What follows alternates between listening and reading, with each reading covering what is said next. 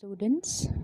So, students, we are on chapter number 3. The name of this chapter is Motions of the Earth, and we have done question number A, B, and C. And in this class, we are completing question number D. So, the chapter is Motions of the Earth. So, first of all, I like to clear what do you mean by motions of the Earth. Motion मतलब किसी भी चीज़ का हिलना एक जगह से दूसरी जगह पर। यहाँ पर बात की जा रही है मोशंस ऑफ द अर्थ की। Sorry for the interruption. So earth किस तरीके से मूव करती है? तो अर्थ दो तरीके से मूव करती है। First is rotation and the second one is revolution. Rotation मतलब अपने एक्सिस पर उसका घूमना, एंड रिवॉल्यूशन मतलब सन के चारों तरफ चक्कर लगाना। So we will discuss this topic, means motions of the earth, with the help of a video. So let's start the video. See the rotation of the earth. Rotation से day and night होती है। अर्थ हल्की सी tilted manner में यहाँ पर position है इसका। एंड ये है रिवॉल्यूशन। रिवॉल्यूशन मतलब अर्थ का सन के चारों ओर एक पर्टिकुलर मैनर में, एक पर्टिकुलर ऑर्बिट में चक्कर लगाना, जो कि अब आपको इस डायग्राम में दिखाया जाएगा। That what is the orbit. ये वाइट कलर की जो लाइन है वो ऑर्बिट है। सो इस मैनर में अर्थ चक्कर लगाती है सन के। अब कितने दिन में चक्कर लगाती है? सो अर्थ चक्कर लगाती है 365 डेज़ में, जिसे हम बोलते हैं 1 year. So as we have done the topic which is motions of the earth, the introduction of this chapter, the motions of the earth has been mainly divided into two parts. First is rotation and the second one is revolution, and we have discussed both with the help of that video. So now we will move forward to question number D, and there are 6 questions in question number D. So let's start with question number first. Explain the meaning of the angle of inclination. Why is it important? So first of all, we will read the answer and then I'll explain.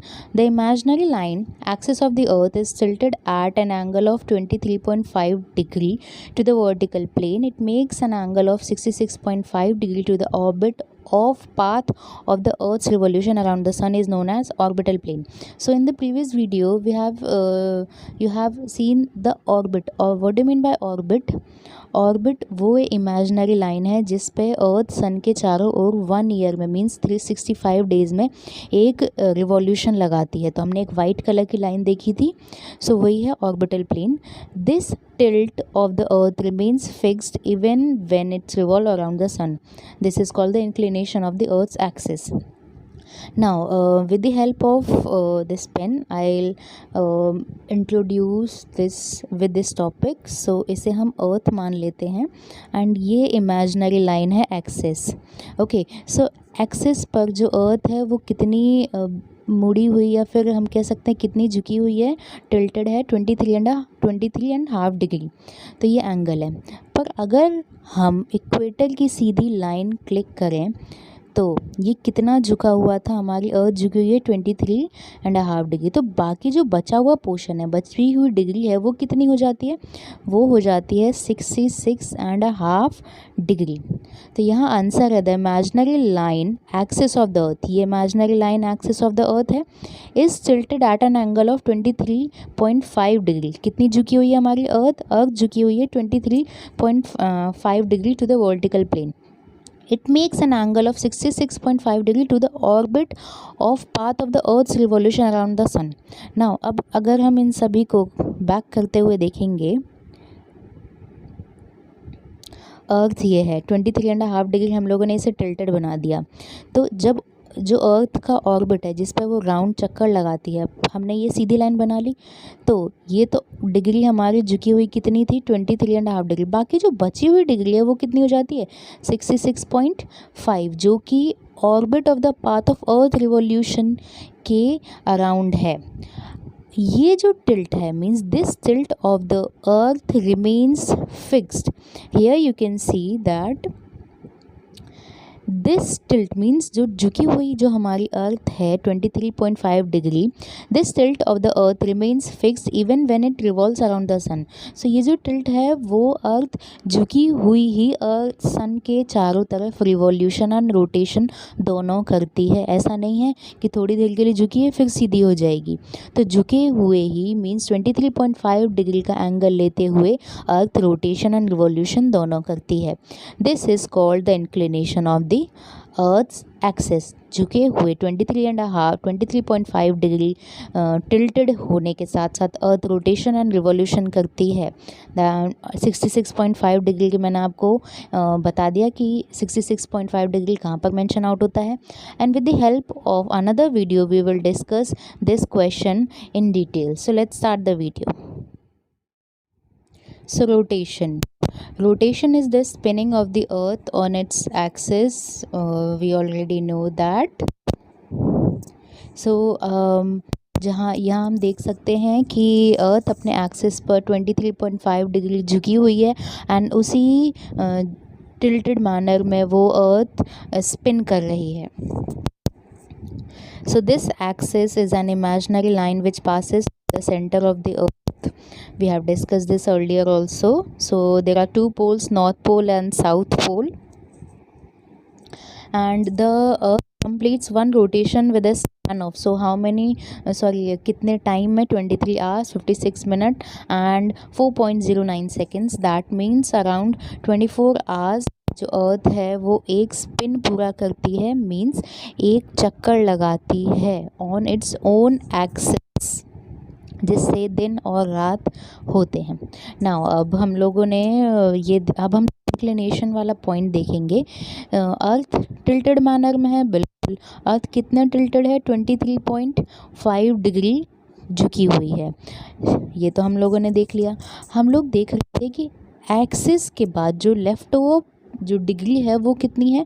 66.5 degree, as you can see here. So यही बात है कि अर्थ अपने orbit के चारों तरफ चक्कर लगाती है। अर्थ कितनी झुकी हुई है? 23.5 डिग्री, एंड जो लेफ़्ट ओवर पोर्शन है दैट इज़ 66.5 डिग्री। एंड अगर हम सेंटर से ऑर्बिट वाले पाथ से अगर एक लाइन खींचते हैं तो यहाँ पर 66.5 डिग्री का लेफ़्ट ओवर बनता है, लेफ़्ट ओवर जो डिग्री है वो बनती है। एंड इसी टिल्टेड मैनर में अर्थ रोटेशन एंड रिवॉल्यूशन दोनों करती है। So I hope you all have understood what I mean by angle of inclination. So we will move forward to question number 2. What are the main effects of the earth's rotation? So earth के rotate करने से, अब ये याद रखेंगे कि rotation क्या होता है। रोटेशन मीन्स एक दिन अर्थ का घूमना अपने एक्सिस पर। सो अर्थ के रोटेशन करने से क्या इफ़ेक्ट होते हैं? The earth's rotation affects the movement of water in the oceans. The tides are deflected due to the rotation. The speed of rotation also affects the movement of the wind. Now the first line, the earth's rotation affects the movement of water in the ocean. earth के rotation करने से ही जो ocean में water है वो move करता है।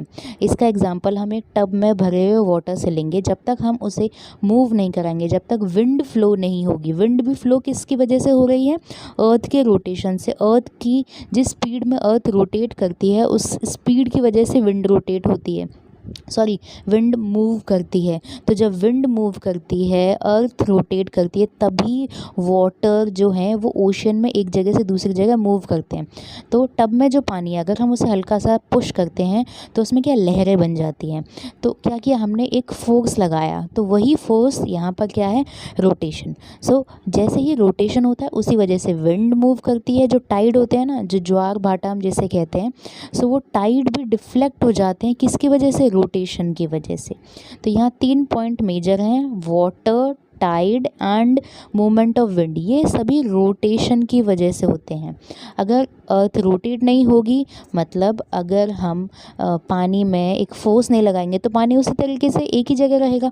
और सोचिए अगर ओशन का पानी एक ही जगह रहे तो न तो टाइड आएगा, न ही मौसम में बदलाव होगा।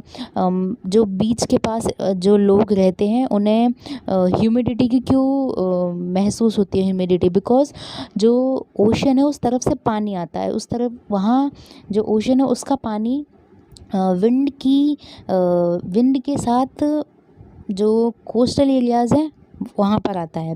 पर जब वो सभी रुके हुए हैं, जब रोटेशन नहीं हो रहा है तो विंड नहीं चलेगी, ओशन में मूवमेंट नहीं होगा, तो क्या हो जाएगा, एटमॉस्फेयर बहुत ही डिस्टर्ब हो जाएगा।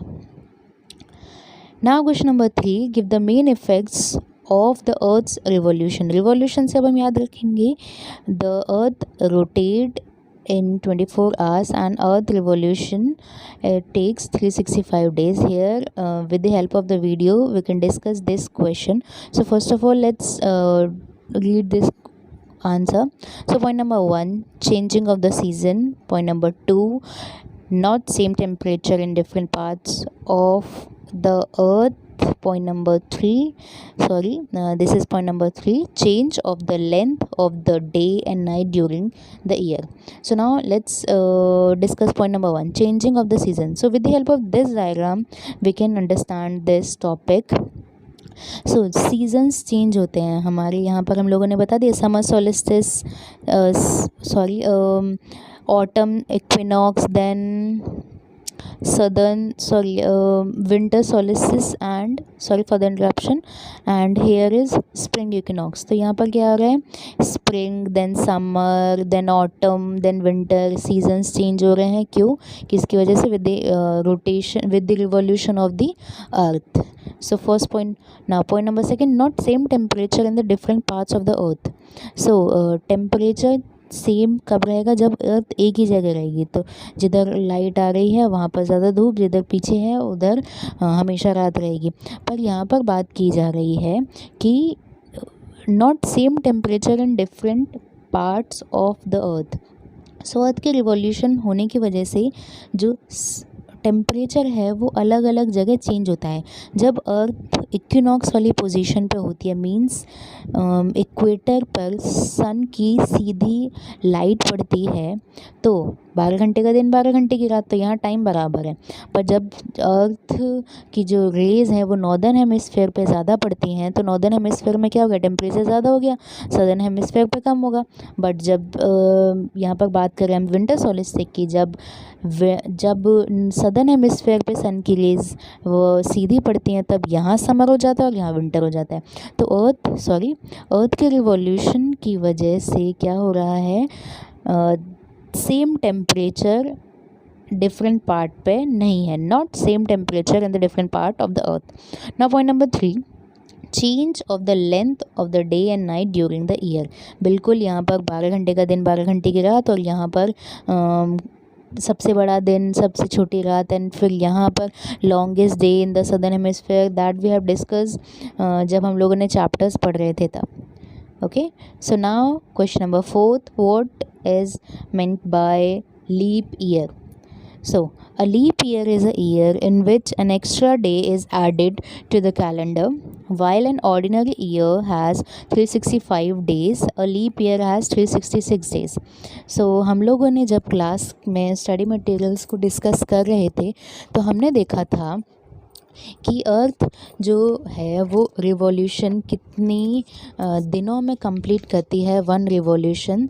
सो अर्थ एक revolution, what do mean by revolution, sun के चारों तरफ चक्कर लगाना, that is known as revolution. So earth revolution complete करती है 365 days, exact means 365 days 5 hours 48 minutes and 46 seconds। So हम लोगों ने ये देख लिया था कि अराउंड हम लोगों ने इसे 365 डेज़ मान लिया, पर ये बाकी के 5 hours 48 minutes and 46 seconds कहाँ गए। तो ये क्या करते हैं हम लोग, हर 4 साल में एक दिन को ऐड ऑन कर लेते हैं।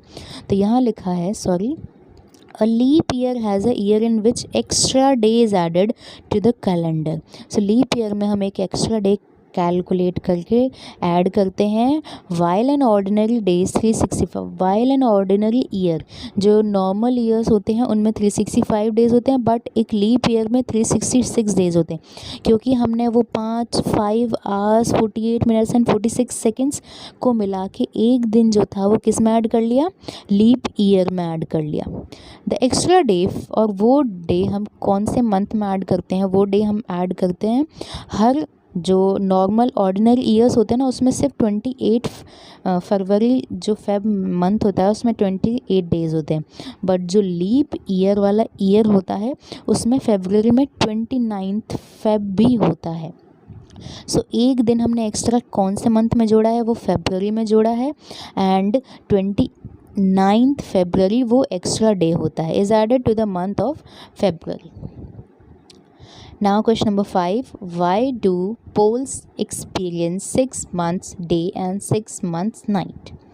So the axis of the earth is tilted. We already know that 23.5 degree, due to which the sun continuously either shines or cannot be seen for a long time here.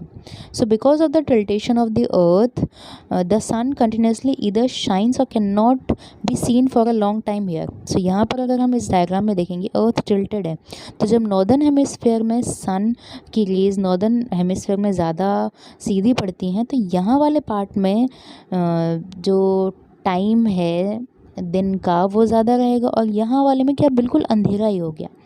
ठीक है, तो यही बात यहाँ पर कही गई है, due to which the sun continuously इधर शाइन्स और can not be seen for a long time here, although the earth rotates and day changes into night and night into day and at other places, but the poles remain under the same stage for a much longer time due to the tilt.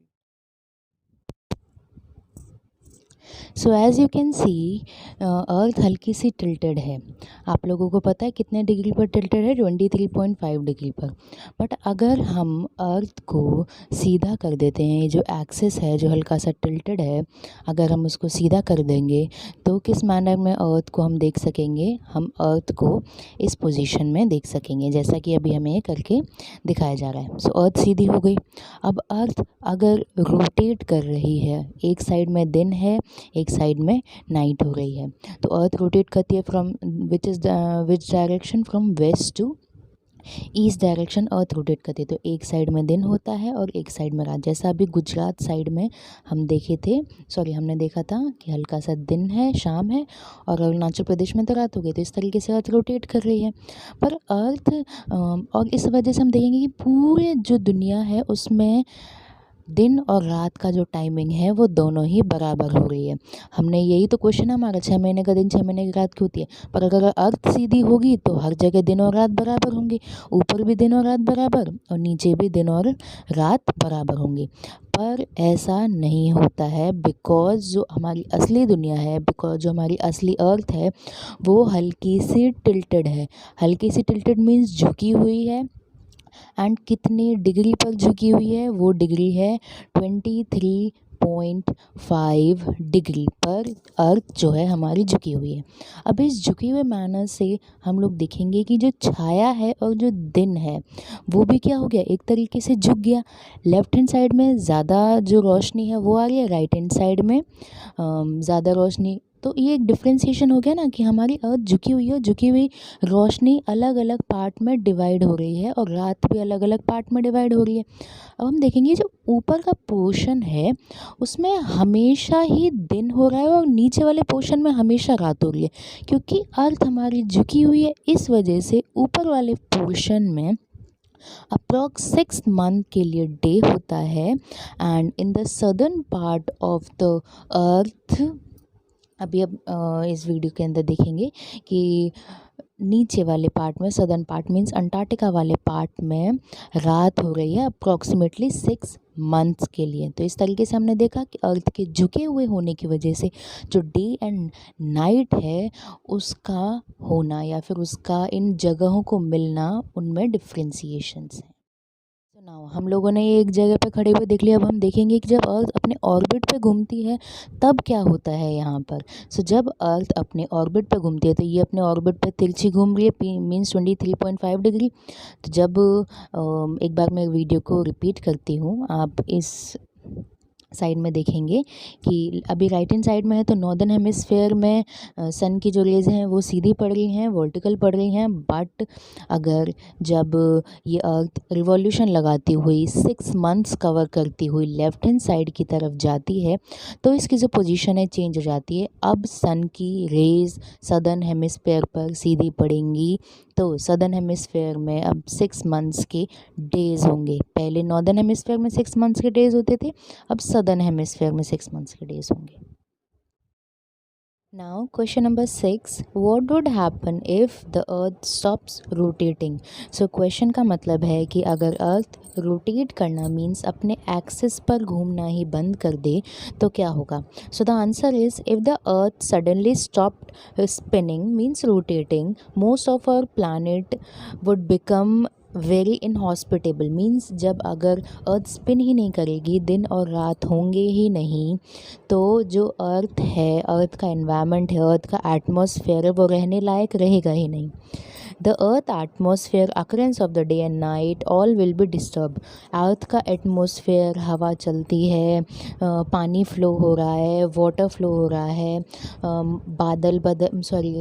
Clouds बन रहे हैं, जो सारे जो phenomena है ना atmosphere के, वो सभी, या फिर दिन और रात का होना, वो सब कुछ चेंज हो जाएगा। क्योंकि दिन और रात अर्थ के रोटेशन से ही होते हैं अपने एक्सिस पर। जब अर्थ रोटेट करती है इन 24 आवर्स तो वो ही रोटेशन है। सो अगर अर्थ स्पिन करना, रोटेशन करना ही बंद कर देगी तो अर्थ पर रहना मुश्किल हो जाएगा, डे और नाइट नहीं होंगे और एटमॉस्फेयर भी बिल्कुल डिस्टर्ब हो जाएगा।